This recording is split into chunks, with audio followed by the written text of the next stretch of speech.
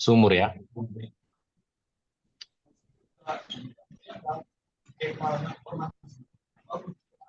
Sampai seperti itu pun Yusuf tidak membenci.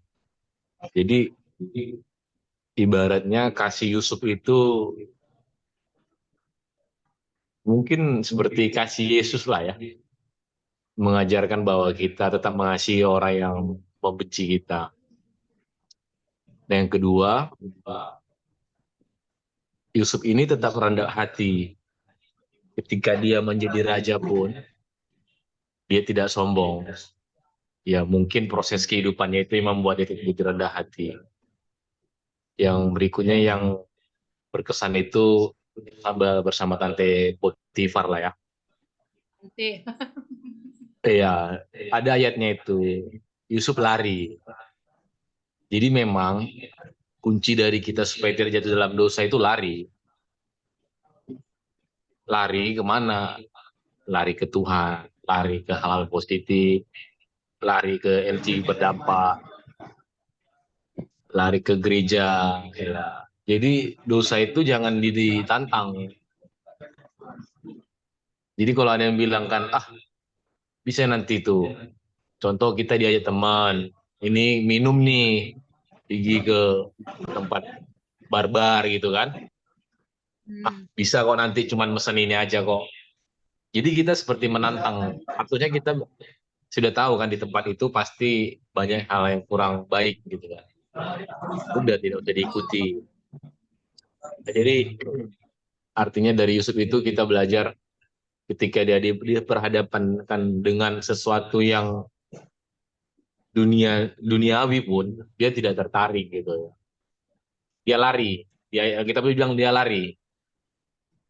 Nah, berikutnya tadi terakhir ya percaya bahwa manusia bisa mereka-rekakan yang jahat. Tetapi Tuhan seperti Noyan bilang tadi berdaulat ya. Jadi kalau saat ini kalian di pekerjaan, di kantor, seperti merasa dikucilkan, direndahkan, di keluarga mungkin juga dibanding-bandingkan. Artinya tetap percaya. Semuanya itu proses. Ada waktu nanti Tuhan mengangkat kita. Jadi tadi aku dengar tentang Yusuf ini, jadi semangat lagi aku. Jadi pertanyaan diskusinya apa nih? Pengalaman Adakah pengalaman ketidakadilan ya sama di keluarga? atau belakangan yang baru kejadian gitu Bang. Siapa tahu masih fresh gitu. Kalau ketidakadilan di keluarga dulu seringnya, artinya kalau anak yang kurang berprestasi, kurang di apa ya, kurang di semangat lah dibicarakan di tengah-tengah keluarga. Prestasi, harta, sukses, itu kan, itulah yang diceritakan sama keluarga-keluarga. Tapi waktu susah, kita juga yang diminta tolongi. Yang sukses itu belum tentu bisa nolong. Ya, jadi kalau ketidakadilan itu udah pernah lah saya alami. Tapi justru itu pun bersyukur ya bisa mengalami hal seperti itu. Itu juga membentuk karakter saya. Ya, ketidakadilan itu sering saya hadapi di keluarga. Yang kedua, apa yang kalian pelajari dan dapatkan melalui pengalaman tersebut? Ya, apa ya? Ya, satu pengalaman ternyata dunia ini melihat kalau seseorang itu dari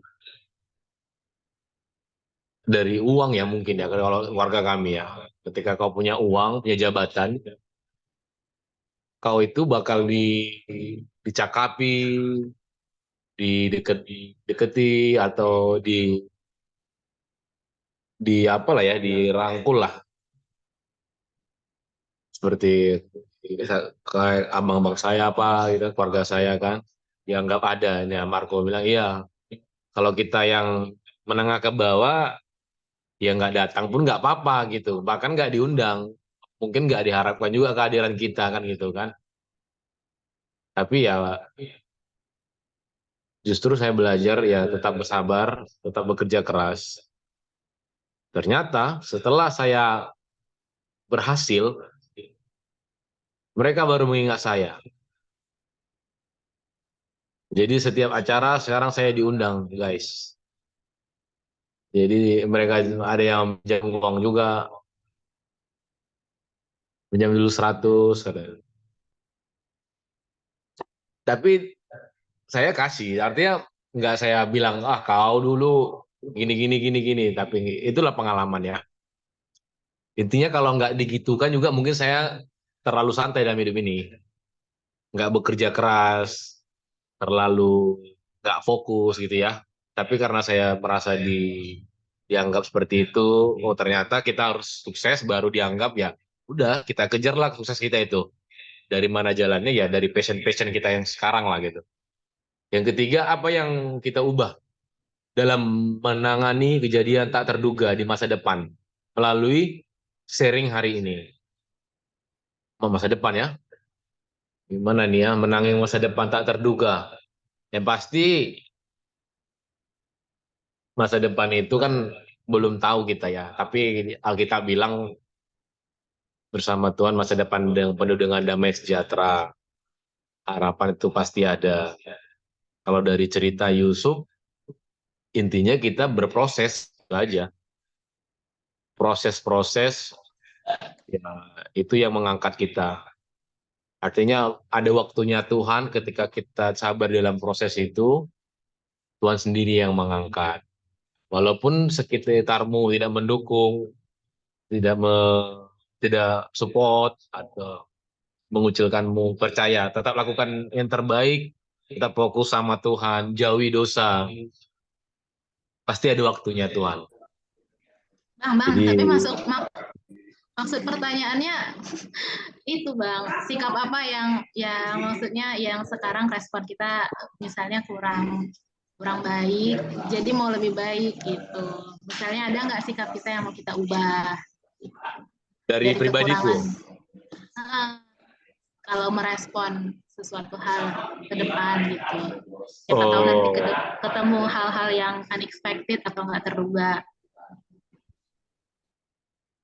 untuk waktu kita ketemu hal tak terduga, kalau dari pribadi sih di masa depan apa ya?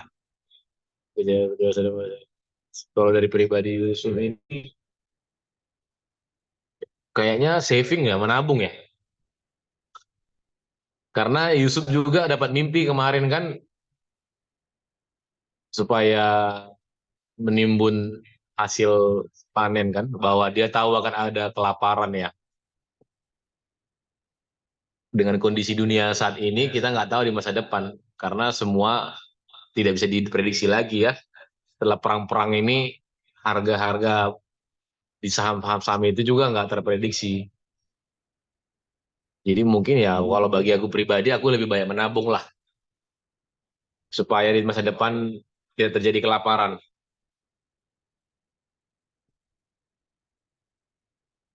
Mungkin itu ya dari Nyambung ya, Noy, nyambung ya.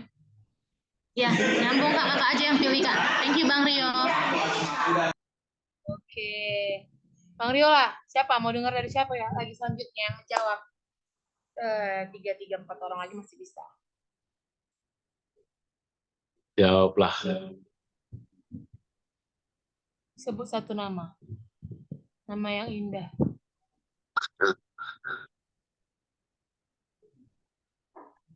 Siapa?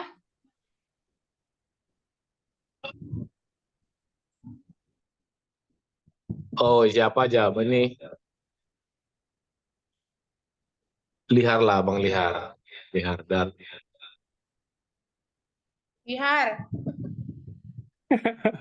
Aduh, namaku pula yang keluar ya. Eh, nggak ada peserta baru dulu ini yang bisa sharing. Peserta baru sekalian kenalan. Abis kau lah, kau sebut nama peserta baru. Aduh, mana ya Kak? Ini berarti tentang kesabaran ya Kak ya, berarti ini ya. Biasa. Aja kalau dirimu terima secara personal, Bang.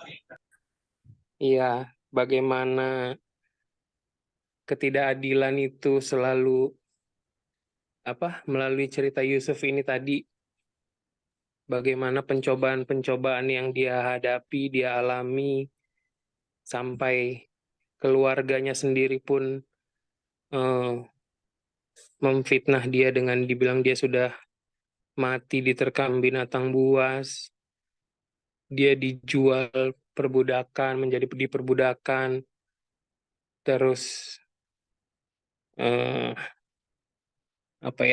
tadi yang jadi apa tadi yang di raja apa tuh tadi, jadi Potifar.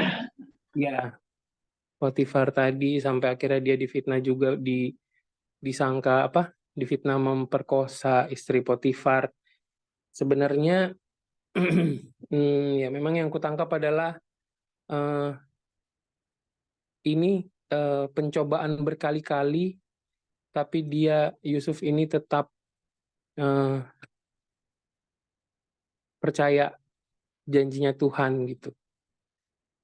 Kalau merefleksikan sama pertanyaan diskusinya,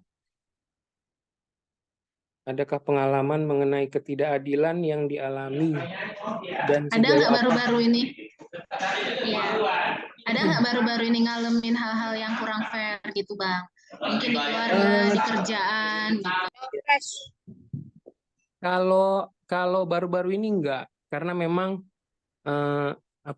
seperti yang aku bilang di sharing-sharing sebelumnya, bahwa aku ini memang orang yang paling, saat ini menurutku aku orang yang paling stabil, apapun itu kuhadapi dengan senyuman gitu. Jadi aku nggak mau pusing-pusing. Kalaupun ada masalah ya untuk diselesaikan gitu. Jadi bukan untuk dibuat jadi beban. Tapi kalau ditanya ketidakadilan, mungkin aku bisa cerita, maksudnya sharing sedikit tentang bagaimana aku dilahirkan dari keluarga yang tidak punya apa-apa, sampai akhirnya orang tua divorce, aku tinggal sama opung, bahkan opung meninggal pun aku disuruh tinggal di Jakarta, nggak boleh sama orang tuaku, karena menurut opung itu, aku itu tidak akan ada masa depannya kalau tinggal dengan orang tua. Bapak aku akhirnya menikah lagi. Nah, ketidakadilan yang kurasakan itu dulunya adalah saat aku diarahkan untuk tinggal di rumah keluarga. Nggak tahu, mungkin antara kita pernah merasakan bagaimana, ya kalau ada yang bahagia mungkin ya, berarti bersyukur. Tapi kalaupun ada yang merasakan sakitnya tinggal di rumah keluarga, ya tetap bersyukur juga. Kenapa aku bilang tetap bersyukur? Karena aku ini memang dewasa karena keadaan seperti itu. Jadi ketidakadilan yang kuhadapin ini adalah bagaimana aku di rumah Namboru, yang tadinya aku tinggal di rumah opung, nggak ada ribet dengan urusan baju, nyuci baju, segala macam, tanggung jawab pribadi, tapi akhirnya namanya tinggal di rumah orang, numpang gitu ya. Jadi aku harus tahu diri, namanya numpang ya, bukan hanya aku untuk memperhatikan diriku, tapi aku juga harus memperhatikan rumah itu, bagaimana sakitnya dibilang numpang sama anak-anaknya Namboru. Semua itu yang membuat mungkin saat ini aku bilang aku sudah cukup stabil, karena mungkin banyak orang yang lebih sakit yang dirasakan di hidupnya, tapi sakit yang kurasakan itulah yang membentuk aku jadi seperti pribadi yang sekarang gitu. Contoh kecil ketidakadilan, sebenarnya ini sederhana banget ya, aku bisa sharingkan di sini. Jadi anak Namboru itu ada 4. Aku sama adikku datang ke rumah itu sebagai orang baru yang mana sepertinya mereka ada penolakan gitu. Mungkin kalau teman-teman tahu, Yakult itu isinya 5. Ini sebenarnya sederhana, tapi di situ aku diajarkan bahwa ya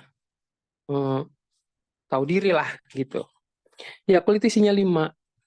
Jadi kalau anaknya 4, tandanya aku 1/2 sama adekku gitu. Apa ya? Kalau diingat-ingat itu sebenarnya sedih. Sedihnya adalah bagaimana aku harus sharing sama adikku berdua, tapi pada akhirnya aku ikhlaskan untuk adikku gitu. Jadi banyak lagi ketidakadilan di dalam rumah itu yang apa ya? Yang kurasakan mengenai ya aku harus bertanggung jawab di rumah itu, tapi anak-anaknya bisa gitu nanti aku lagi ngepel, anaknya jalan-jalan gitu-gitu. Jadi ya kurasakan sakitnya bagaimana hidup. Sejauh apa hal itu mengubah? Ya itu yang seperti ku bilang. Bahkan sampai sekarang ini menurutku kalau secara manusiawi mungkin kita ada dendam. Mungkin kita merasa, apalagi kalau kondisiku sekarang, maksudnya aku punya uang sendiri, aku sudah bisa kerja, sudah cukup apa namanya settle untuk menghidupi diriku sendiri. Sebenarnya kalau berpikir bisa aja aku nggak peduli gitu. Tapi kan sekarang kondisinya karena aku merasa semua itu terjadi karena ada sesuatu yang apa ya, yang berbuah baik gitu. Jadi nggak apa ya, nggak perlu bersungut-sungut gitu. Makanya aku tetap menjalin hubungan baik dengan Namboru, dengan keluarga di sini. Saat mereka misalnya lagi butuh aku, misalnya ada arisan di rumahnya gitu, disuruh datang, bantu-bantu segala macam. Terkadang kalau secara manusia mungkin berpikir, aku dulu kalian gini gitu. Mungkin sama dengan kayak Bang Rio tadi, tapi aku nggak berusaha nggak berkecil hati, cuman kutunjukkan bahwa ini loh orang yang dulu kalian apa namanya ya, yang pernah numpang di rumah kalian dan ya apa masalah demi masalah yang kami hadapi, masalah numpang ini tadi gitu. Cuman nggak jadi dendam untukku karena semua berbuah manis menurutku. Jadi makanya dituntut ada, walaupun ada ketidakadilan tapi bisa bersabar gitu ya. Terus kemudian apa yang kalian pelajari dan dapatkan melalui pengalaman tersebut, yaitu aku yang ku pelajari dan yang ku dapatkan ya, aku sekarang sudah lebih stabil. Mungkin nggak bosan-bosannya aku bilang masalah yang terbesar yang ku alami baru saja itu cukup membuat aku mentalku goyang setahun belakangan. Tapi setelah memutuskan apa namanya mengenai rumah tangga, memutuskan untuk berpisah ya, aku sudah apa ya, sudah ini aja gitu, sudah stabil gitu. Karena aku masih punya kehidupan di kemudian hari, aku nggak mau juga jadi terdistract dengan yang seperti itu gitu. Karena kondisinya ngapain aku mikirin, belum tentu yang sebelah sana juga mikirin gitu. Jadi makanya mendingan udah diinin aja gitu. Terus kemudian yang ketiga, apa yang kita ubah dalam menangani kejadian tak terduga di masa depan melalui sharingan hari ini.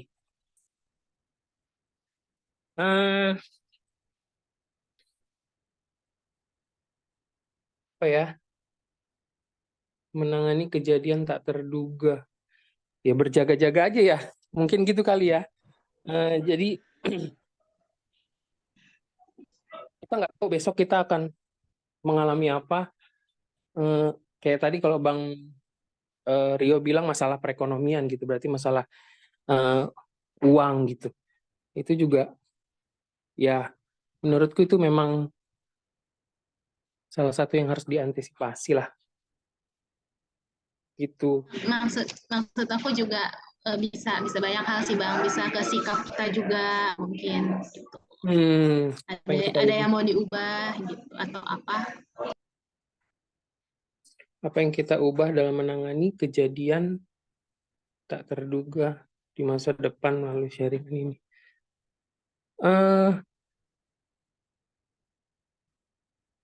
Apa ya? Ya itulah lebih ini aja, lebih stabil aja lah. Jadi apapun itu masalahnya ya memang benar. Kalau bukan cuma masalah uang, pasti apapun itu pasti ada masalah gitu. Tapi apa ya? Ya menurutku agak bingung juga sih aku pertanyaannya ini. Tapi itulah lebih ini aja, lebih tough aja sih. ya. Gitulah kira-kira. Dari aku itu seperti itu ya Kak. Terima kasih. Oke. Sebutlah satu nama, Rihar. Wah, aku ya.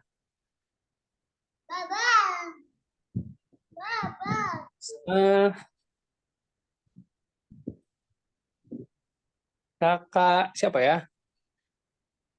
Kakak. Yang inilah Mama Liandra lah, kakak Mama Liandra nih sekalian kita berkenalan, sharing-sharing karena kayaknya baru ya. Ayo. Boleh Kak? Yang Liandra. Liandra namanya. Binte, mana dia? Halo, selamat malam semuanya. Kenapa kalian gak ada yang buka kamera? Lagi tidurin anak. Oke. Salam kenal semuanya. Saya Mama Liandra, sudah berkeluarga. Anak saya 2. Suami saya Margana Pitupulu. Kira suara suami dia 2 gitu ya. Satu aja nggak habis Kak Cika. Kak Cika yang kenalin live group ini Kak Cika ya sama saya. Kak Cika kebetulan kakak kelas saya di SMA. Ternyata live group itu seperti ini ya Kak Cika. Tuh. Kalau ketemu pun cerita-cerita juga. Cuman kan mama repot. Oh gitu ya. Kalau dari pertanyaannya, adakah pengalaman mengenai ketidakadilan yang dialami dan sejauh apa hal itu mengubah kalian? Kalau ketidakadilan sih nggak ada. Belakangan ini sih nggak ada ya. Cuman karena tadi aku dengar tadi tentang Yusuf, ada nggak apa-apa out of the topic ya. Maksudnya nggak berdasarkan pertanyaan ya, tapi tadi ada yang kena Nggak sih. apa-apa. Tapi tadi karena satu harian ini aku baca tuh tentang percaya dan taat. Aku lagi bukan di fase sih, lagi memang bergumul untuk saya dan suami itu lagi bergumul untuk melepaskan dan percaya sama Tuhan, untuk belajar percaya. Kalau percaya itu kan kita dengar di firman percaya, kayaknya gampang ya. Percaya, kamu harus percaya sama Tuhan Yesus, atau kita dengar ada khotbah pastor dari siapapun untuk percaya, itu kayaknya gampang. Tapi setelah kita jalanin sampai sejauh ini, seumur hidup sampai detik ini, ternyata percaya dan taat itu adalah hal yang susah. Sama ketika mungkin Yusuf ya, percaya dan taat. Kita lagi ditempah Tuhan untuk saat ini untuk lebih percaya dan untuk melepaskan sesuatu dengan ikhlas, karena kita percaya masa depan itu ada.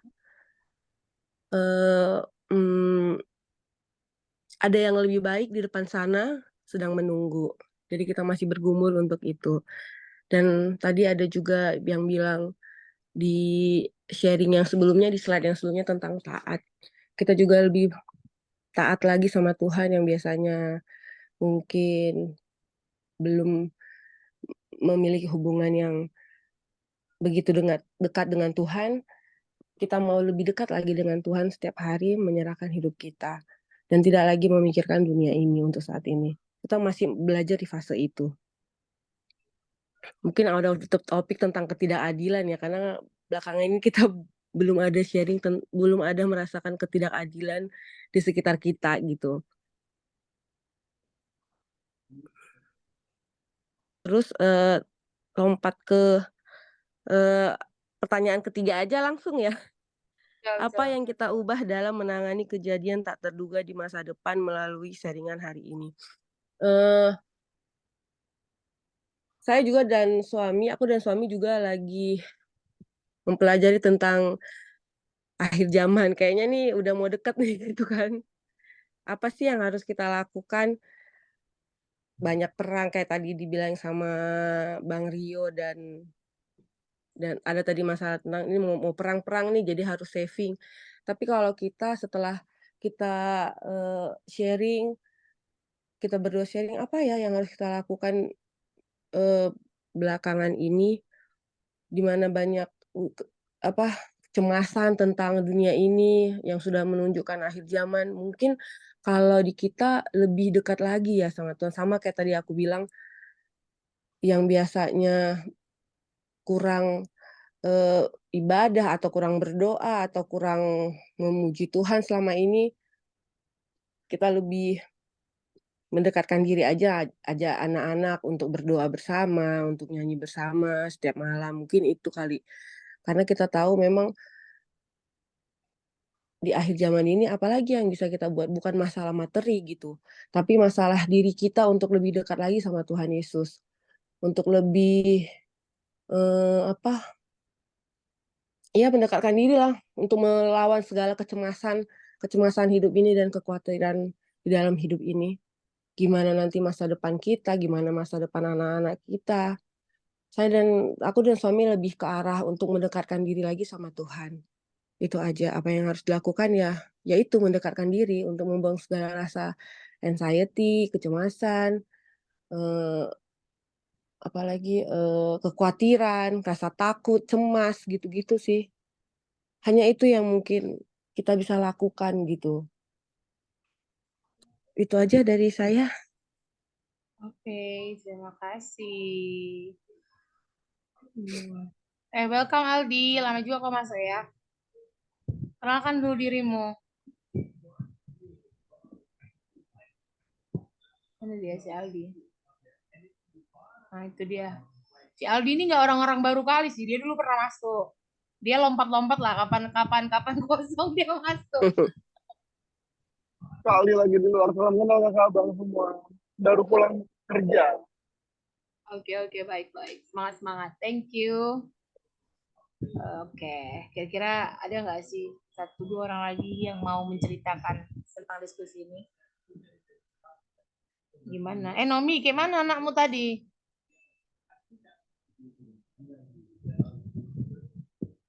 Mana sih Nomi? Tadi udah masuk dari awal, tapi tiba-tiba anaknya nangis. Ada nggak Mi? Ada nggak sih Nomi?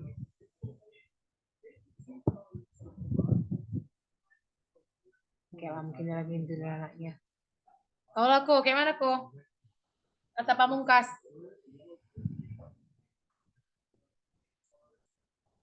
Hah? Dari kau kan pengacara membela ketidakadilan. Atau masalah kehidupan, nggak apa-apa kok. Cerita aja entah apa lah yang Tuhan taruh di hatimu. Ya sebenarnya baru seminggu ini ya hampir 2 minggu ini lah. Sebenarnya aku lagi bahas Yusuf sama kawan-kawan IC lah, bukan kawan-kawan IC lah, sama orang Andre lah, yang paling dekat sama aku sekarang. Lagi bahas-bahas itu, apalagi mereka newbie kan. Terus ya ternyata sehari-hari mengalami itu. Bahkan kayak bukan hanya dalam kehidupan keluarga dan lain-lain, kadang-kadang juga kita menyalahkan Tuhan kan, kayak membandingkan kenapa aku dan dia berbeda berkatnya, kira-kira begitulah bahasa sederhananya. Ya, Tapi pada akhirnya memang selama hampir 2 minggu ini kita disadarkan lagi, dan Andre sih sebenarnya yang mungkin karena dia baru selesai baca Alkitab yang berkaitan dengan Yusuf, terus dia jadi kayak reminder buat dia ngingatin, Bang Yusuf ternyata gini gini gini gini, katanya dia jelasin. Iya emang dia itu di penjara dan lain sebagainya, kan dikucilkan dari keluarganya bahkan, dan itu masih relate lah dengan kehidupan kita saat ini. Karena sekarang ini kayak Bang Rio udah contohin di keluarga seperti apa ya, aku pun seorang anak laki-laki yang merasakan.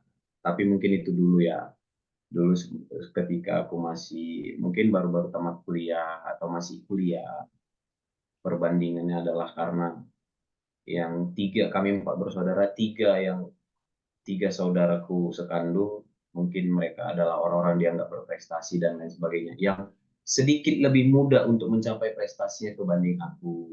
Terus di antara di antara 4 hanya aku yang paling suka membangkang gitu, yang paling istilahnya paling pengen menentukan akunya mau kemana gitu.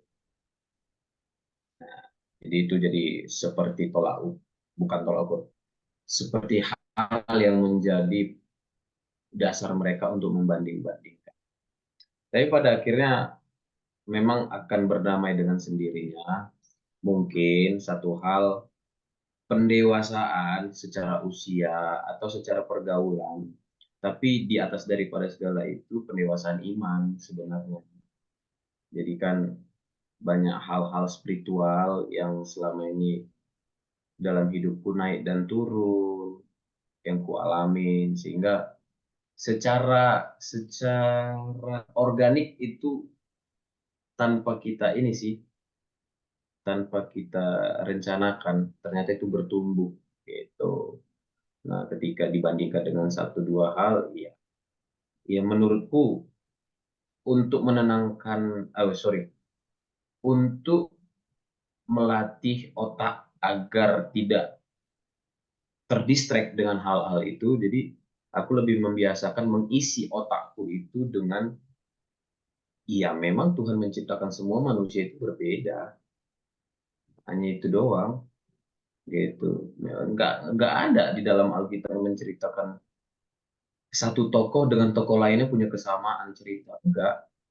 Sepanjang aku membaca Alkitab nggak ada yang sama gitu. Jadi artinya garis besar yang ku ambil itu bagaimana ya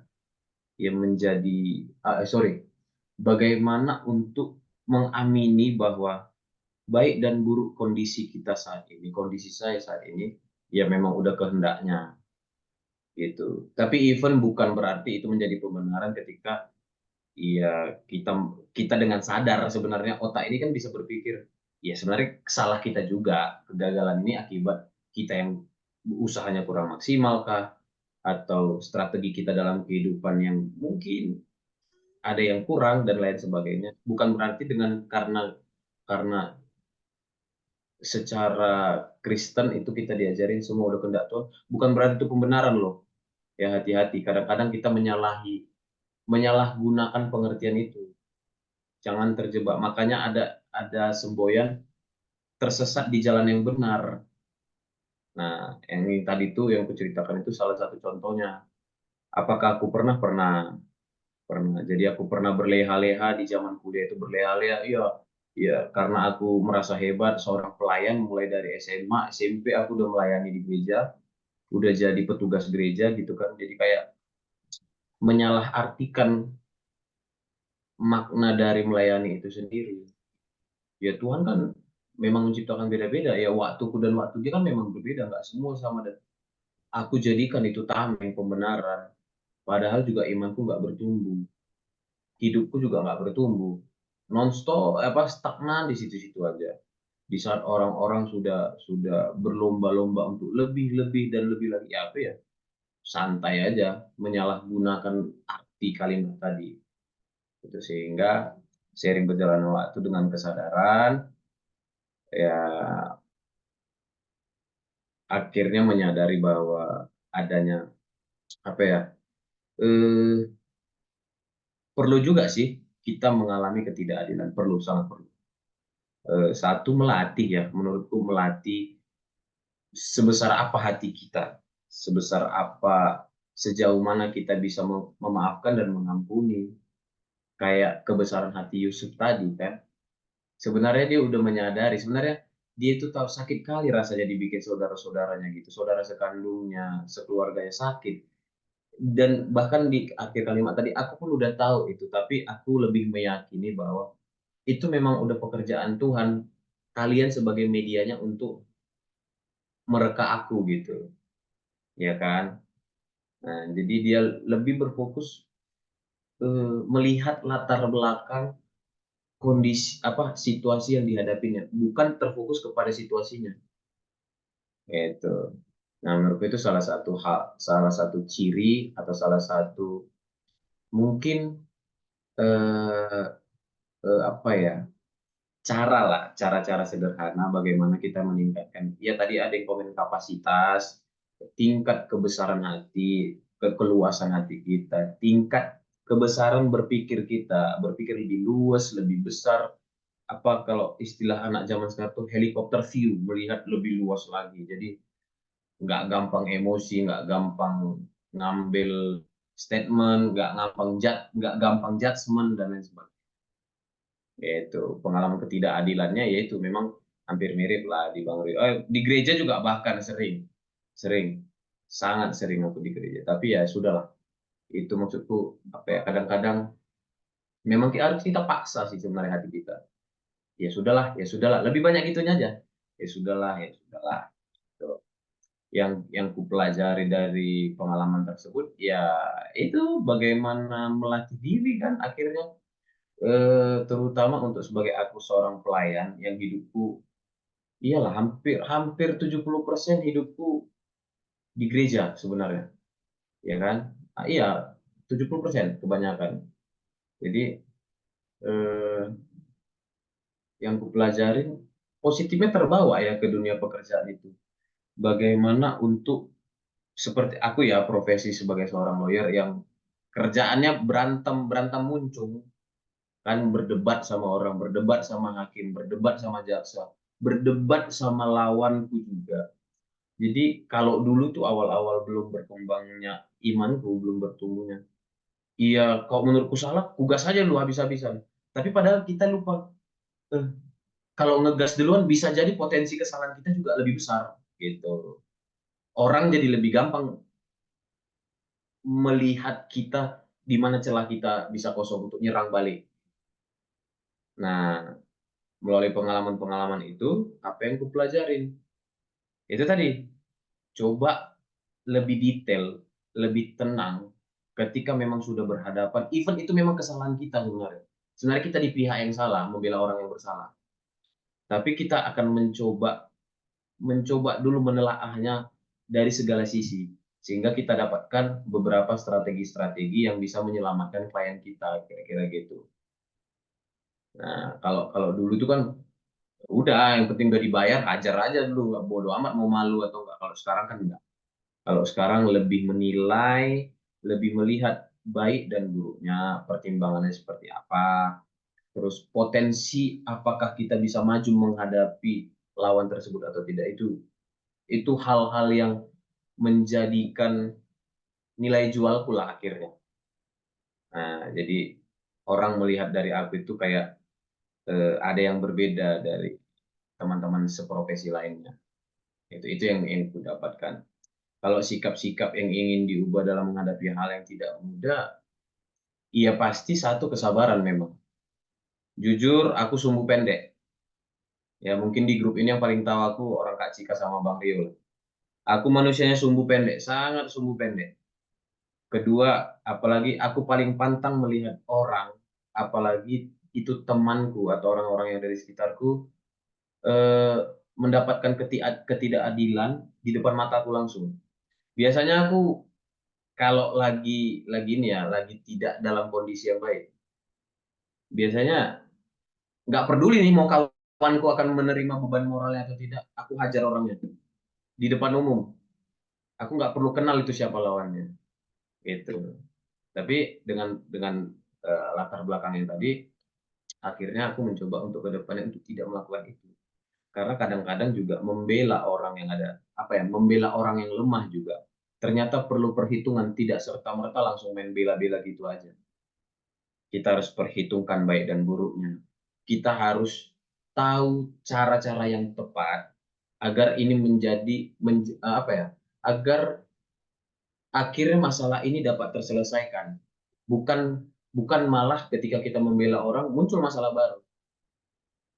Kayak di gereja kemarin kan kita lihat ya pelayan kita, Kak Cika ya, itu salah satu contoh dan itu bisa kita ambil lewat mata kita visual. Kita ambil contoh untuk diri kita lah. Dia seorang pelayan berdebat dengan berdebat dengan jemaat. Ya mungkin mereka dua-dua juga lagi lemah imannya, kita nggak bisa salahkan siapa, tapi dari peristiwa itu aku ambil bahwa ada nilai yang harus dipersiapkan untuk hal-hal yang ya siapa yang bisa tahu mereka berantem di gereja gitu kan. Bahkan mungkin kalau kita tarik satu persatu dari mereka yang bertikai itu, mereka juga nggak menginginkan hal itu terjadi. Aku percaya itu gitu loh. Tapi ya apa yang mau dibuat, ya mereka dalam kondisi yang tidak cukup dewasa imannya pada saat itu sehingga terjadilah perdebatan itu.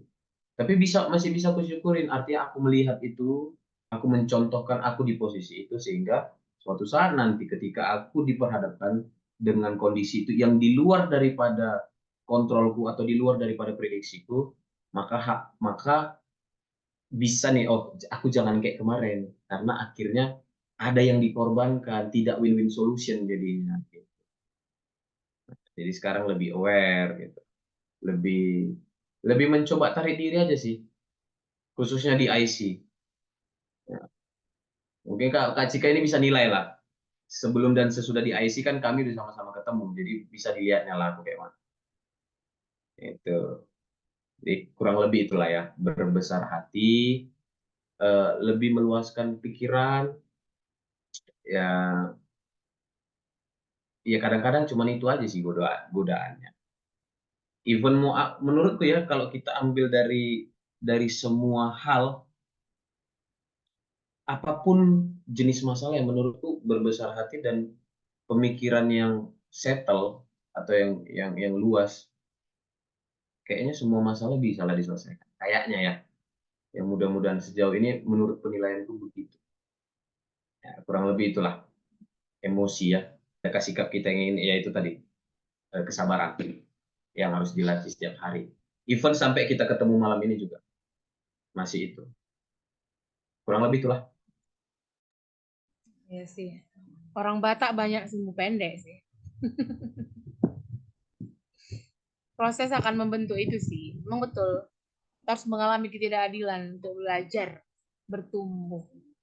Kalau adil-adil aja ya tahu lah ya. Atau mungkin kayak si Mak Liandra tadi, mungkin dia udah nggak ngerasa lagi tuh nggak adil. Cep aja dia udah. Makanya dia nggak ngerasa apa-apa. Ya kan? Kau ada yang mau kau ceritakan? Apa? Tambahan, ada yang kurang. Yang aku mau selalu ingatkan dari awal LG juga. Prinsipnya adalah berkat Tuhan itu bukan seperti pelajaran matematika ya kawan-kawannya. 1+1 sama dengan 2, enggak sama sekali.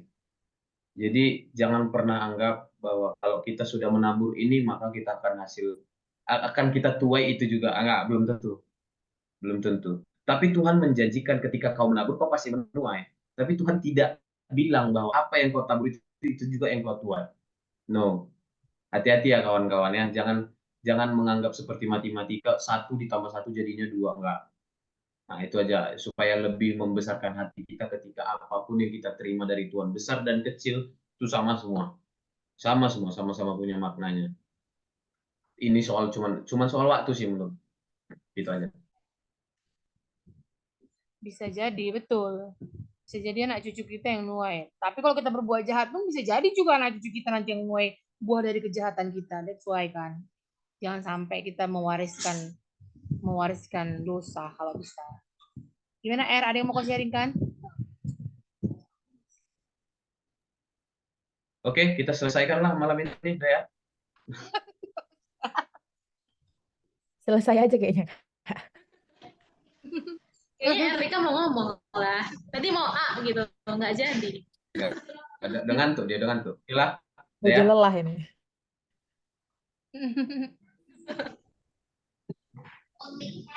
Ngomonglah guru BP. Lu guru BP kau. Berarti harus dari Erlika kau tadi maksudnya. Iya. Wah, di chatnya aku nggak sabaran kali ya. Karena aku bertanya. Ya. Oke. Adakah pengalaman mengenai ketidakadilan yang dialami dan sejauh apa hal itu mengubah kalian? Ketidakadilan. Ada nggak ya? Adalah, kau pernah cerita kok. Yang mana itu? Tapi Iya. udah lama kayaknya. Ya memang. Setelah juga sudah kau lupakan. Kau sama abangmu lah. Ketidakadilan. Tapi dia sih itu kalau misalnya yang lebih dapat ketidakadilan bukan aku. Nggak ada ya. Apa ya Kak? Kalau yang baru-baru kayaknya nggak ada deh. Ketidakadilan. Nah, mungkin lebih ke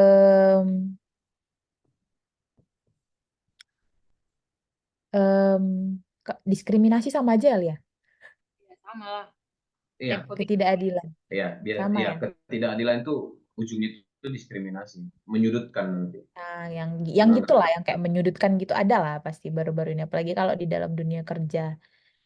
Mungkin kayak baru kenal, belum ngerti gitu kan, belum ngerti cara kerjaku, belum ngerti pembawaanku tuh gimana gitu. Ya, aku ngalamin di sini gitu.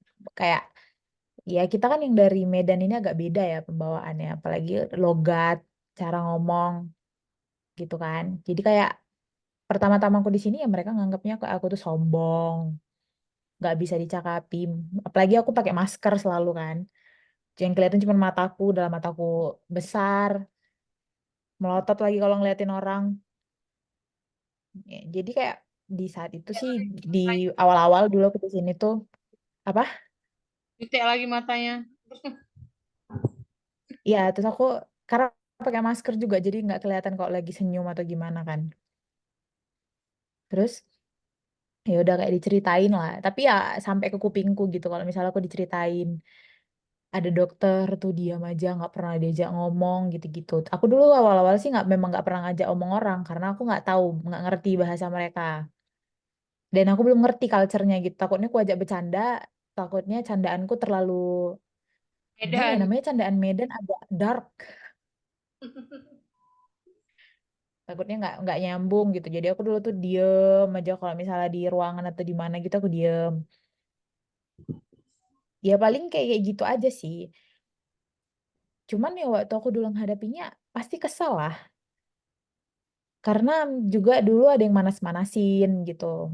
Ujung-ujungnya kayak yang malah yang orang yang kuanggap kayak harusnya dia yang ngasih penjelasan kalau tidak seperti itu malah dia ikut kayak ya manas-manasin bilang oh iya dia gitu ya gitu.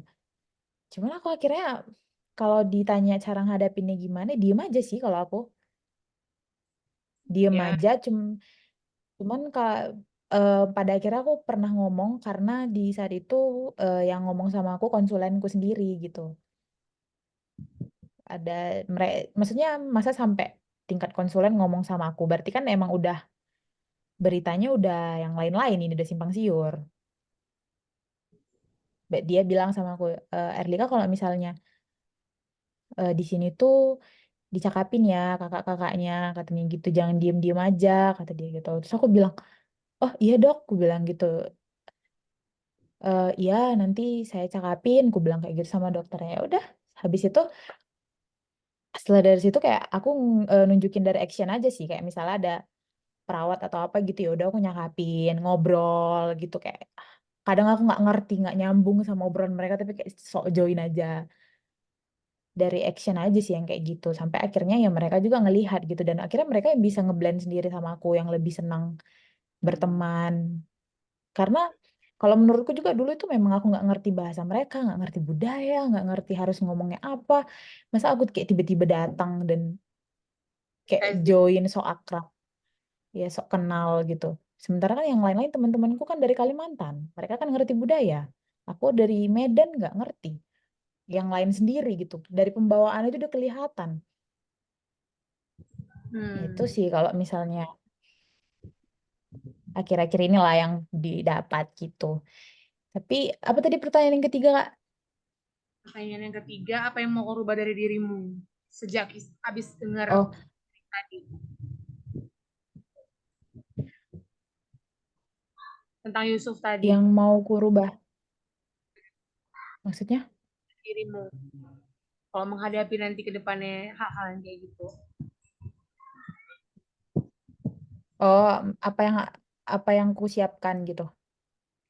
Yang mau kau rubah dari dirimu. Kalau menghadapi hal yang seperti itu di kedepannya.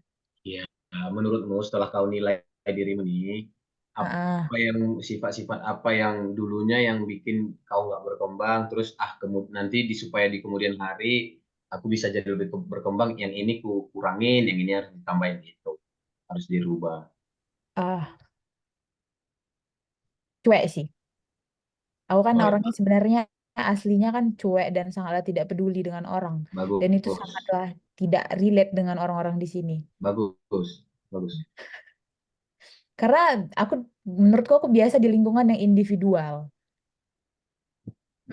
Sementara budaya di sini tuh kayak lebih, ayo kita bareng-bareng. Mereka tuh kayak pengen mengenal kita, tapi aku nggak mau dikenal gitu. Sombong sekali Anda.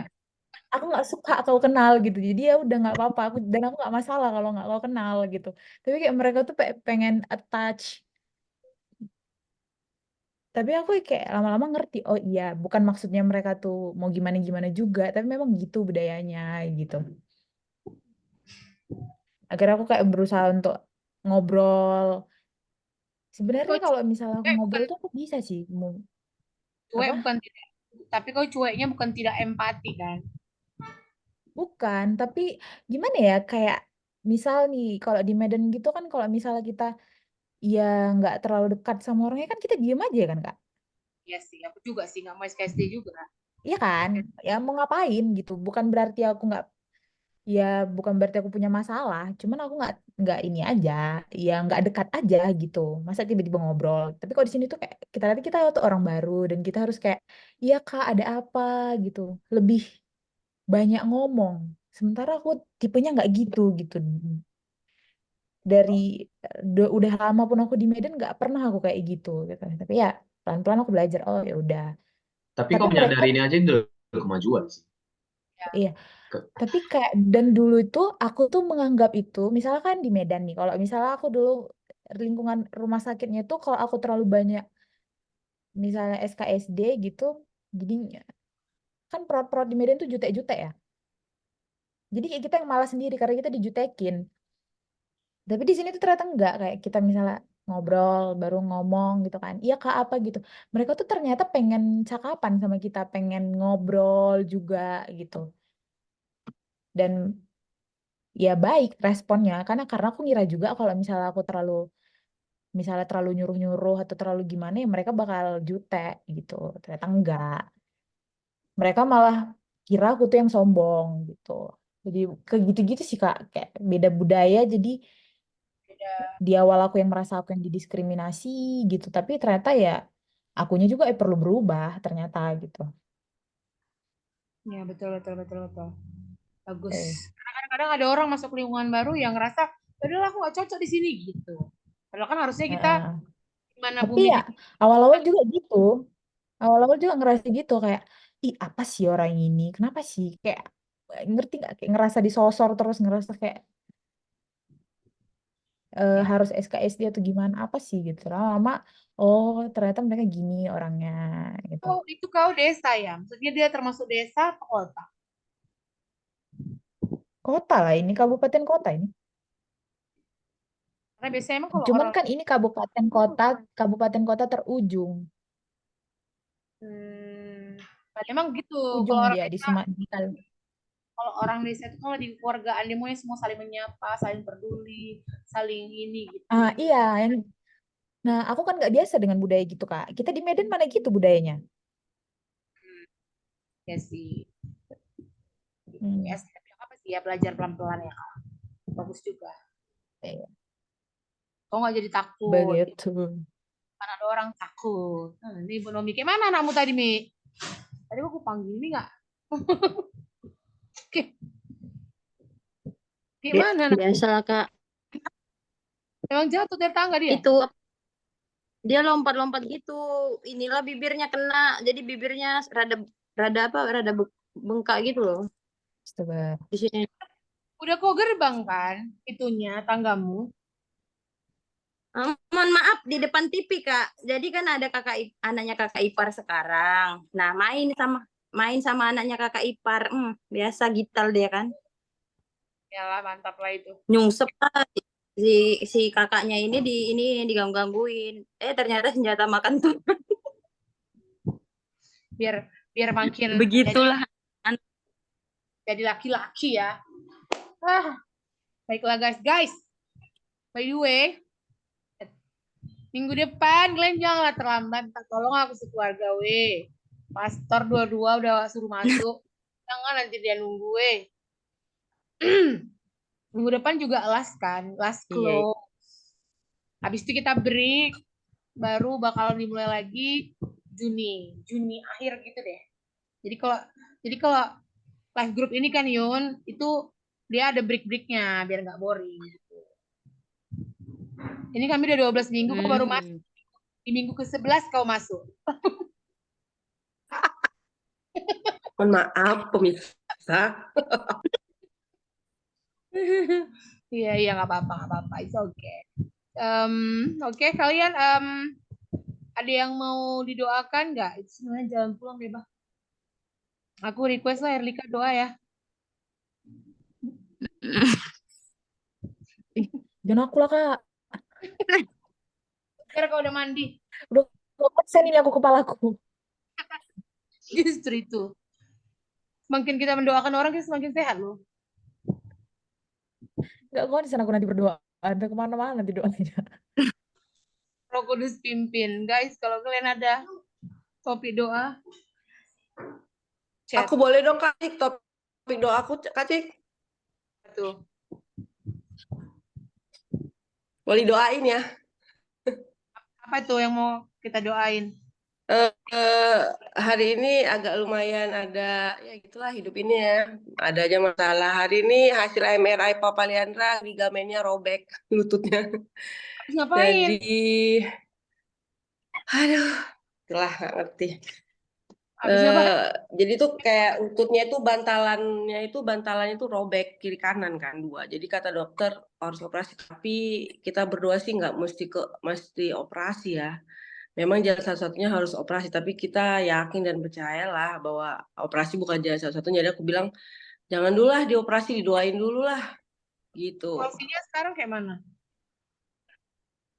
Dia masih bisa jalan sih, cuman kan emang dari kemarin tuh kita agak curiga gitu. Maksudnya bunyinya krek-krek kalau jalan krek-krek. Ini kenapa gitu. Nah, kata dokter mungkin minyaknya kali yang kurang, jadi disuntik kan minyaknya kan.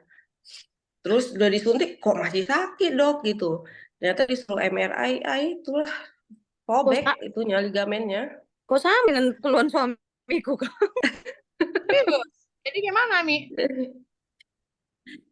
Jadi kayak mana Kak itu?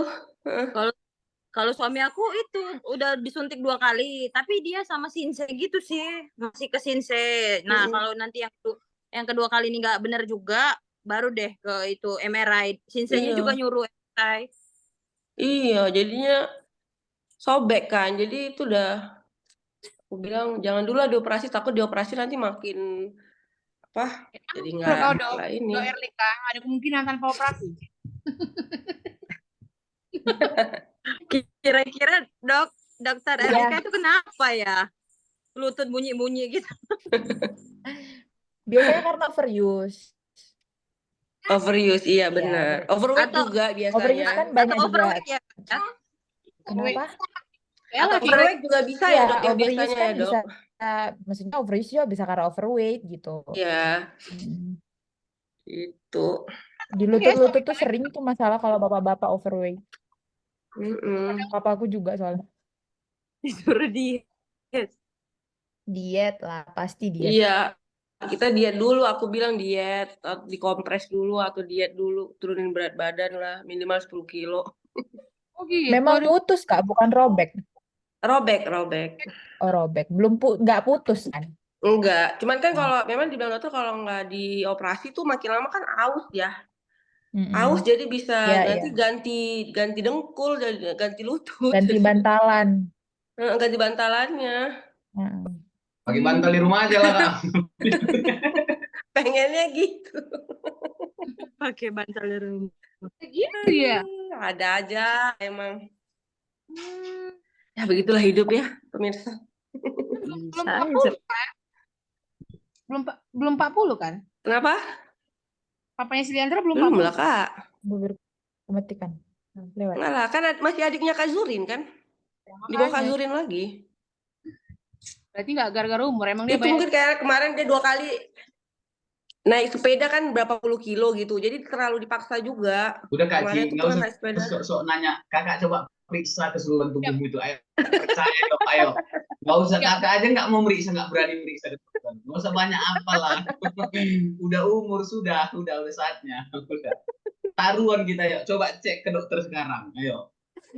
Berani ya. nggak? Bayar ya. Nggak berani. Potong kuping gue. Bayarin. Aku mau cek up anak, bayarin ya.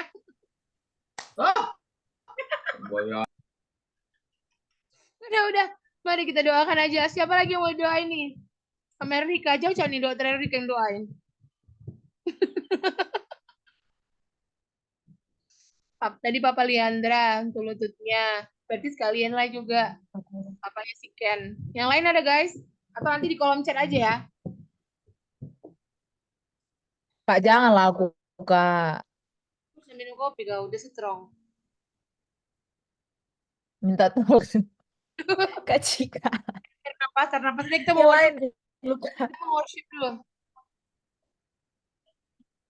Biar ya kita worship dulu ya. Ya ampun. Jalan. Aduh, malesnya aku buat doa. Berkat itu loh. Ya, lagu yang lagi hits Kadang sekarang. nggak konsen loh ini. Ayo, dalam nama Tuhan Yesus. I believe in God. I believe in God sih emang.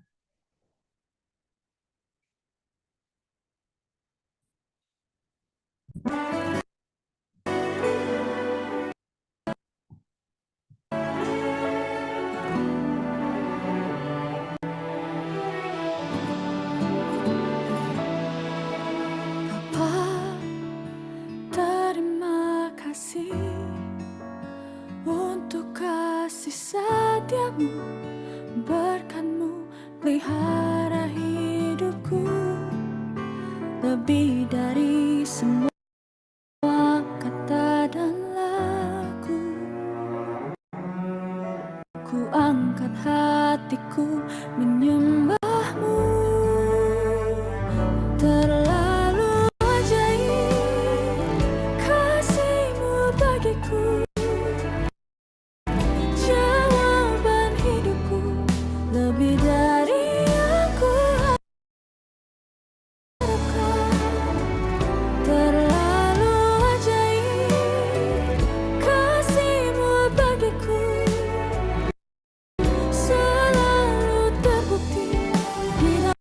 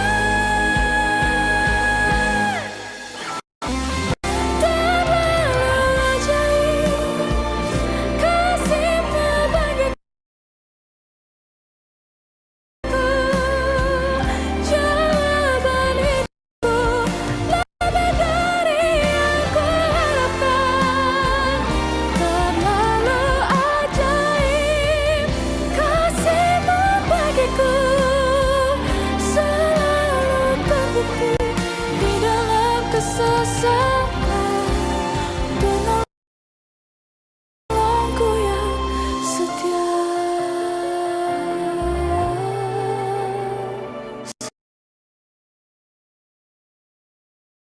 Selalu terbukti di dalam kesesakan, penolongku yang setia.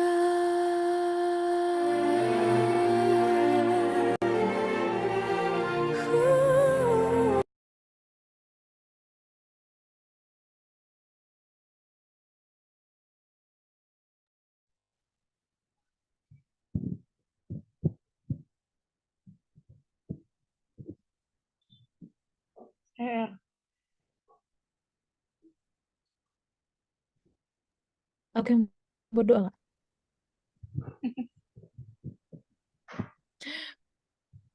Mari kita bersatu di dalam doa.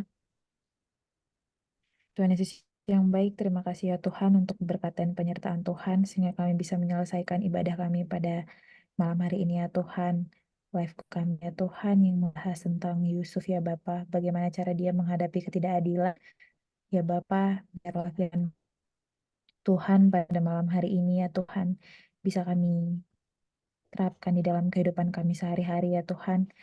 Berilah kami hati yang besar ya Bapa untuk menghadapi ketidakadilan ya Bapa, dan berbicaralah selalu di dalam hati dan pikiran kami ya Tuhan. Tuhan, pada malam hari ini juga kami ingin berdoa untuk Papa Liandra ya Tuhan yang baru saja kena diagnosis robekan pada ligamen lututnya ya Tuhan. Kiranya Tuhan yang berkati ya Bapa untuk kesehatannya dan juga untuk pengobatannya selanjutnya. Tuhan yang berikan dan keluar yang untuk pengobatan terbaik yang selanjutnya yang akan dilakukan oleh papanya Liandra ya Tuhan.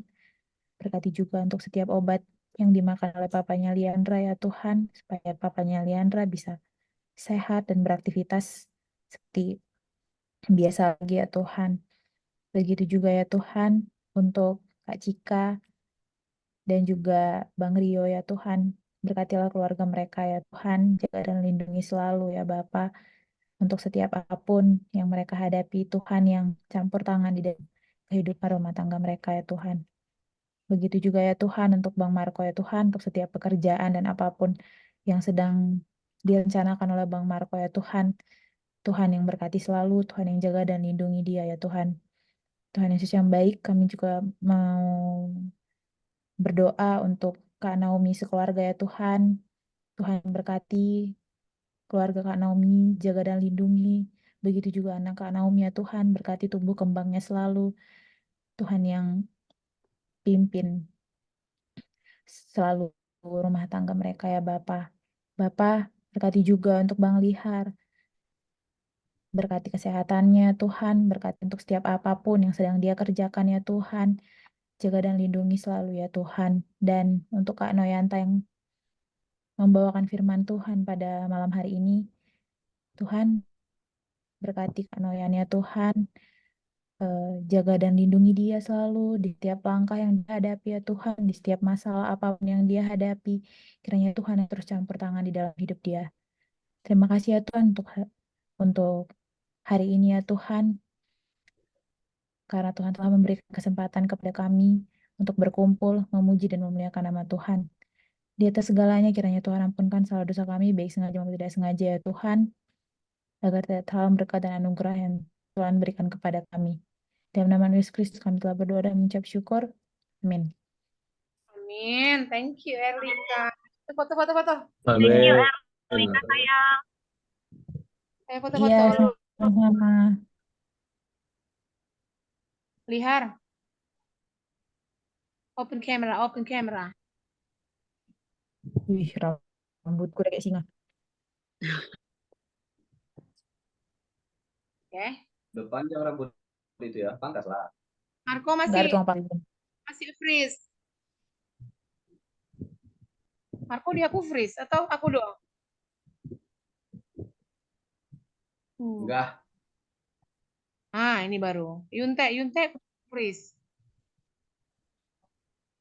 Ke salon lah, kok tukang pangkas. Nggak ada salon di sini. Oke. Jangan gerak lagi, weh. Jangan gerak lagi. 1, 2. Enggak, Noyan jelek kalau dia blur. Dia goyang gini sekali.